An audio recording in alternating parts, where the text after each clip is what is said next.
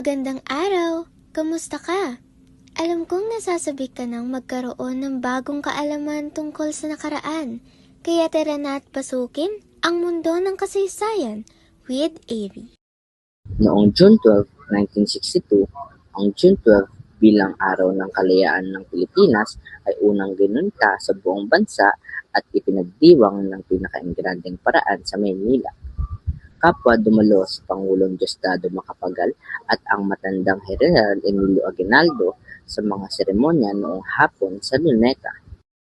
Kasama sa pagdiriwang ang isang malaking motorisadong parada ng sandatahang lakas ng Pilipinas na tumagal ng 2 oras bago makalampas sa grandstand ng Luneta, kung saan nakilahok din ang ilang maliliit na unit ng hukbong katihan at hukbong himpapawid ng Estados Unidos. Sinundan to ng isang civic parade na tumagal pa ng 1 oras. Nagbigay si Pangulong Macapagal ng isa sa pinakamahuhusay at makabuluhang talumpati sa kanyang karera.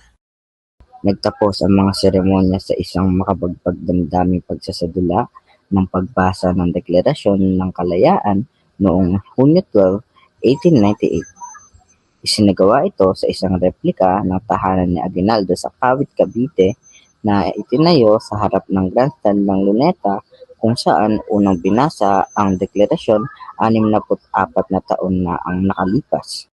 Si General Aguinaldo na dumating kasama ang kaniyang asawa at sinamahan ng isang doktor at ilang nurse ay kinailangang buhatin patungo sa kaniyang upuan.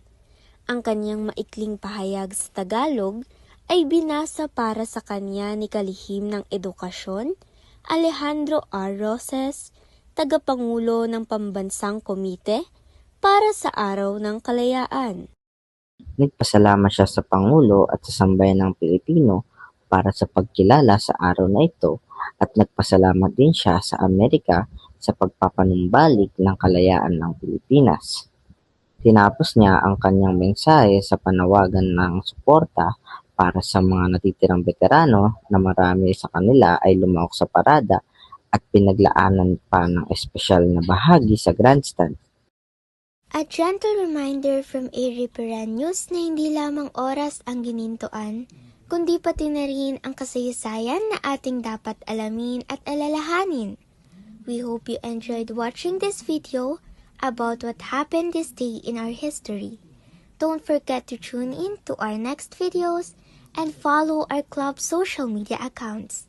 See you again in our History with Airy.